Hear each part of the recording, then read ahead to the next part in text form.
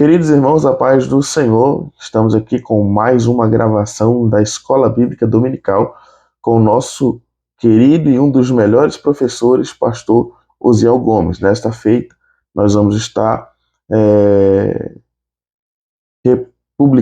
replicando aqui a aula ministrada pelo nosso querido pastor para esse próximo final de semana, para o dia 12 de janeiro de 2024, aula esta que é a segunda lição dos jovens, com o título A Autenticidade em Meio às Provações. Vamos lá, nosso querido pastor Osiel Gomes.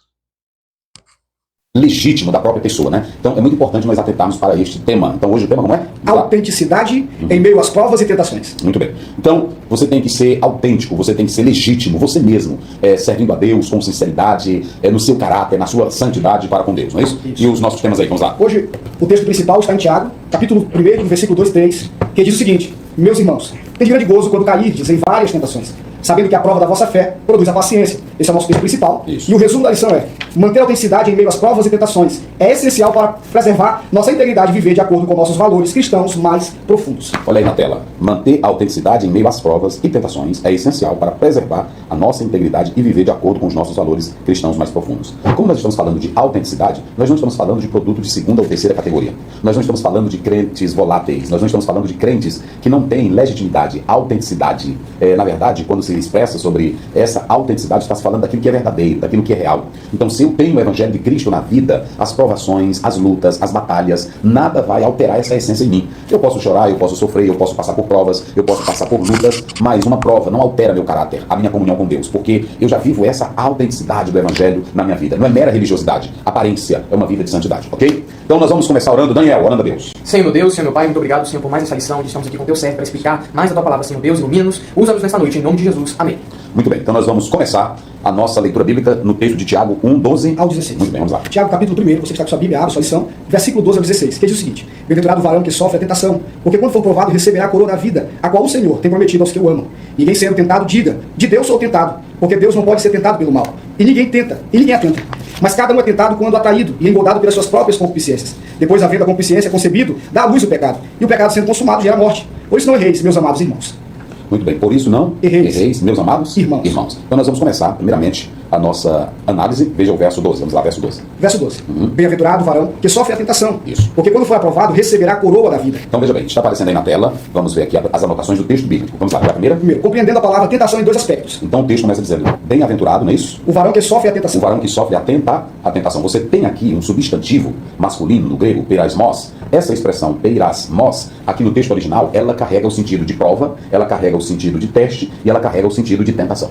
Veja que no seu bojo, ela traz esses dois significados, tanto o significado de prova, não é isso? Como também de tentação. Se a gente analisar, vamos lá para o capítulo 1 de Tiago, mesmo capítulo, verso 1 em diante, vamos lá. Verso 2 de Tiago. Verso 2 diz o seguinte: meus irmãos, têm de grande gozo, quando caídes em várias tentações, Sim. sabendo que a prova da vossa fé. Então nós temos aí, meus irmãos, têm de grande gozo, que é a alegria, o passardes por várias tentações, não é isso? Aí você tem várias provações, da mesma forma. Peirasmos, vamos lá. E aí você tem passardes por várias tentações. Sabendo que a prova da vossa fé produz a paciência. Então veja que o texto lê de novo só para mim. Do versículo 2, meus irmãos, têm de grande gozo, quando caídes em várias tentações. Quando cairdes em várias ou passares por várias tentações. Tentações, não é isso? Isso. Sabendo que a prova da vossa fé produz a paciência. Isso, né?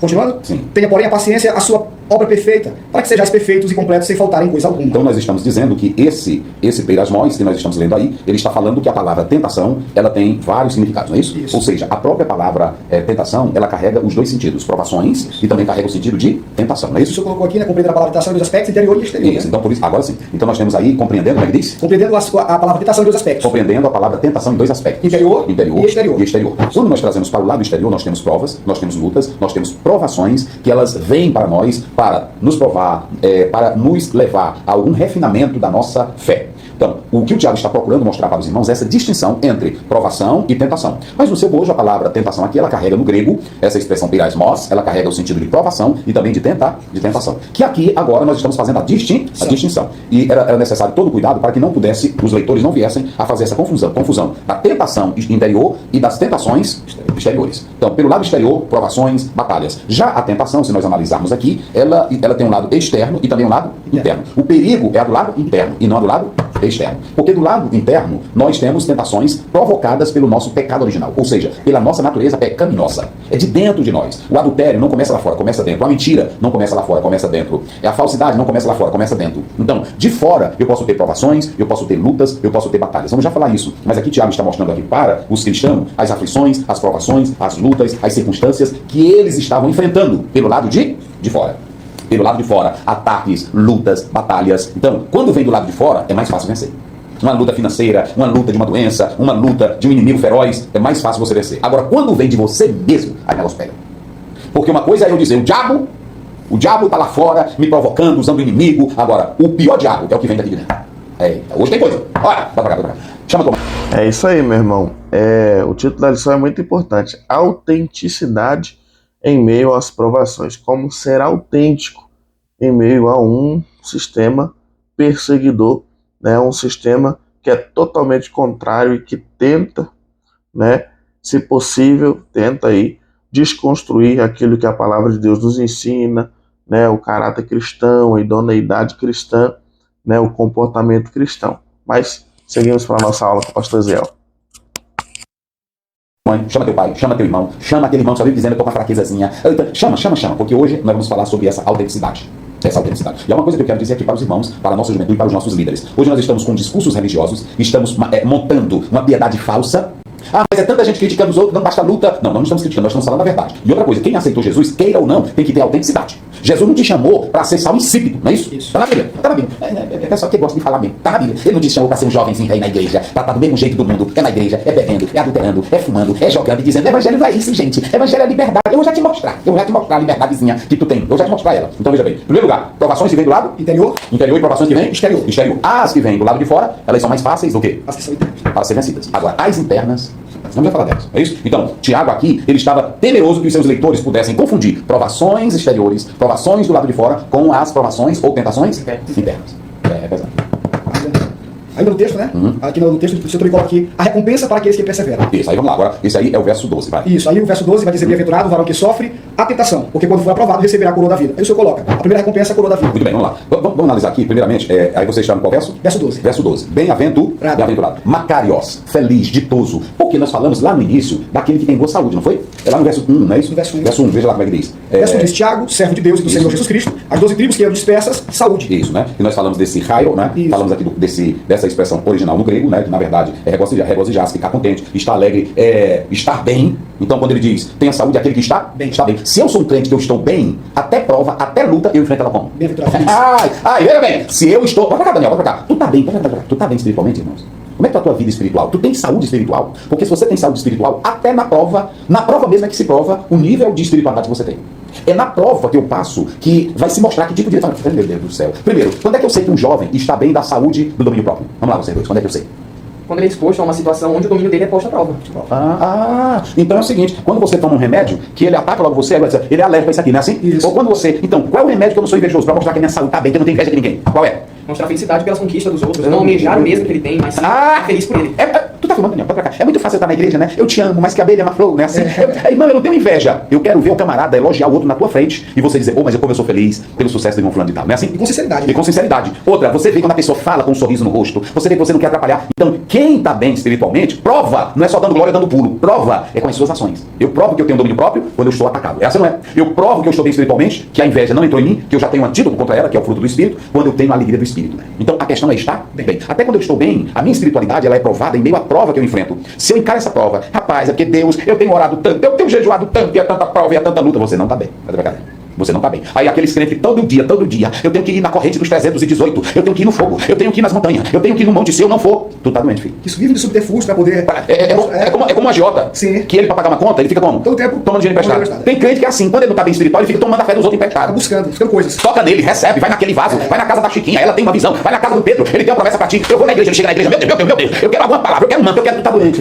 A palavra Macarios, ali principalmente de Mateus capítulo 1, de Mateus capítulo 5, perdão, no Sermão da Montanha, né, a bem-aventurança ou as bem-aventuranças, está relacionado com a felicidade plena, independente das circunstâncias, né? Se está passando provação, se está passando por dificuldade, né, as intempéries da vida, independentemente, né?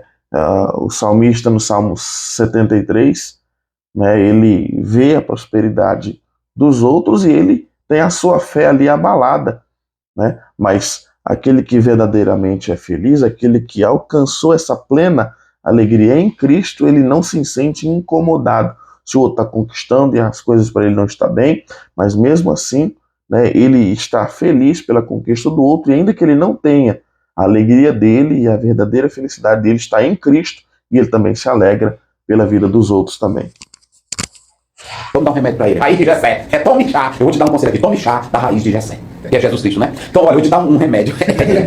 Aí Jesus diz assim, para a igreja de Laodiceia, ele diz, eu aconselho que vocês comprem colírio. Não foi? Eu aconselho. E ele diz assim, as folhas para curar as nações. Ou seja, assim como Moisés pegou aquele lenhozinho e jogou na água amarga e ela tornou doce e potável, Jesus é esse lenho, Jesus é esse chá. Toma ele. Tome o chá calmante de Jesus Cristo, não é assim? Humildade, ele disse, aprendei de que sou o quê? Manso humilde. Então, quando é que eu sei... Eita, isso aqui é pesado. Quando é que eu sei que um crente está bem espiritualmente? É quando ele sabe enfrentar lutas. É quando no meio da prova, é quando ele perde tudo, é quando ele perde a esperança desta terra, mas ele mantém o aqui, porque o Espírito Santo está nele.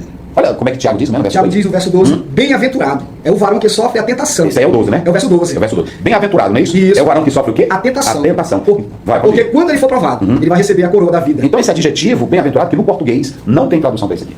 Esse estado aqui, essa condição de um bem-aventurado, ela é divina, ela é espiritual. Não é um estado de felicidade por uma coisa que acontece pela compra que você faz, é um estado de felicidade na alma. A paz que excede todo entendimento. A paz que excede todo entendimento. Então, se eu estou bem, por isso que Tiago diz saúde, não é isso? Raio, que na verdade quer dizer está bem, não é isso? Eu estou bem, pronto. Irmão, quem está bem? Vou fazer a pergunta aqui. Quem está bem anda atrás de outras coisas? Loucura? Não. Ele, por exemplo, você está bem casado, anda atrás de outra mulher? Não. Está bem casado, anda atrás de outra esposa? Não. Está bem na sua igreja, anda atrás de outra igreja? Não. Não tem essa evasão, esse pessoal saindo, juventude, eu não estou feliz com a minha igreja, eu não estou... Filho, você não está bem. São justificativas para justificar um vazio, uma necessidade, uma carência, né, que eles têm na alma, na vida. Pronto, aí como dizia o Santo Agostinho, esse vazio, essa inquietação, você só vai acalmar ele em Deus. A religiosidade não faz isso, a palestra teológica bonita não faz isso, o discurso teológico não faz isso. Por isso que a mulher samaritana, quando Jesus conversando com ela, ele diz, se tu beber da água que eu te der, nunca mais... Vai descer. Aí ela diz, me dá dessa água, eu não aguento mais essa minha vida. Me dá dessa água. Ele vai te dar água para beber, é ele, é ele. Ele vai te... necessidade de fazer trabalhos e trabalhos, né, para aquele envolvimento, não que não deva ter, mas jovem que só busca isso, mas não busca em Deus oração, não busca em Deus santificação, não busca em Deus, né, meditação na palavra, ele, infelizmente, ele está sendo movido, né, por uma satisfação ali momentânea, e se não tiver, infelizmente, ele não está satisfeito e verdadeiramente feliz e pleno em Cristo. Te dá água para beber. Quando a água vem dele, é bom, né, rapaz?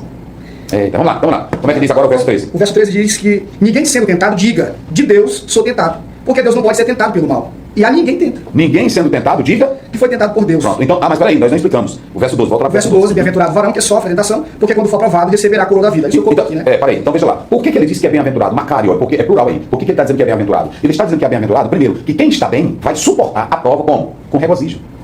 Quem está bem espiritualmente vai suportar a perseguião chorando, não, gritando, não, gemendo, não, reclamando, não, eu não aceito, não, eu bato o pé, eu não aceito na minha vida Jesus. É assim? Não. Tá doente, tá doente, tá doente, tá doente. Olha, pode pra cá. Você tá doente. Você tá doente. Para você refletir, jovem, para você refletir, irmã, você tá doente. Bem-aventurado, lê de novo. Bem-aventurado um varão que sofre a tentação. Que sofre a tentação. Porque quando for aprovado. Quando for aprovado. Mas bem-aventurado. Ou seja, aí a gente volta lá pro 2. Quem já tem saúde. Vai saber enfrentar o quê? Então, ele é bem... Olha, quando a gente lê Mateus 5, 10, 12, eu citei aqui, não vamos ler, mas aí vocês podem observar no Salmo 1, 3, não é isso? Bem-aventurado varão. O quê? Que não anda segundo o conselho dos ímpios. Presta atenção. Se eu sou bem-aventurado, eu preciso do conselho do ímpio? Não. Eu preciso da religião do ímpio? Não. Eu preciso do pensamento ateu? Não. Eu preciso do teólogo desviado? Não. Eu preciso do teólogo que aprova a miséria? Não. Por que eu não preciso? Porque o meu prazer está na lei do Senhor. Tá abençoado. Estou bem-aventurado. Bem-aventurado o homem que não anda no caminho dos pecadores, nem aonde? Na roda. Mas antes o seu prazer está onde? Na lei do Senhor. E nem se detém no caminho dos pecadores. Não caminha, não se detém, nem se sente. Pronto. 3 estágios para quem está bem-aventurado. Se eu estou bem, o que eu quero? Olha pra cá, Daniel. É por mim, pode aparecer as pessoas. Eu bebo meu uísque, eu bebo minha cachaça, eu estou bem com Deus. Fica pra lá, desviado. Agora, eu vou te dizer uma coisa. Já se ele está bem, por que ele vai dizer? É o primeiro sinal que ele não está bem. Não está bem. Queridos irmãos, então nós encerramos por aqui nessa primeira parte da aula do nosso querido pastor Zé Gomes. Eu espero que a aula dele, juntamente com a nossa pequena participação e complementação nesse vídeo React, seja muito proveitosa para o preparo da sua lição, da sua aula, desse final de semana, para esse trimestre 2025, esse primeiro trimestre. Deus te abençoe poderosamente, que você dê uma aula extraordinária e que através do poder da palavra do Senhor, você venha alcançar e tocar o coração dessa juventude que precisa de alguém para olhar e se espelhar, e esse alguém é você, professor da Escola Bíblica Dominical. Deus te abençoe em nome do Senhor Jesus. Não se esqueça, curta, comente, compartilhe esse vídeo, se inscreve, tá bom? E Deus estará alcançando mais pessoas através da sua colaboração e participação por meio desse vídeo áudio. Deus te abençoe em nome de Jesus.